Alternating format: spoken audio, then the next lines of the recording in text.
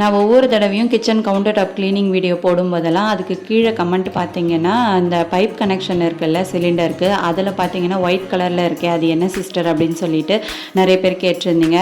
ஒருத்தர் வந்து அதை பற்றி ஃபுல் டீட்டெயில் வீடியோவும் போடுங்க அப்படின்னு சொல்லி கேட்டிருந்தீங்க. அவங்களுக்கான வீடியோ தான் இது. இது பார்த்தீங்கன்னா பிவிசி பைப் கனெக்ஷன் தான் வந்து அதுக்கு நடுவில் கொடுத்து வச்சுருக்கோம். அதில் வந்து ஒயிட் சிமெண்ட்டை போட்டுட்டு அந்த கேஸ் பைப்புக்கு எவ்வளோ ஹோல்ஸ் இருக்கோ அதுக்கேற்ற அளவுக்கு சைஸ்க்கு வந்து நம்ம பைப் எடுத்துக்கணும்.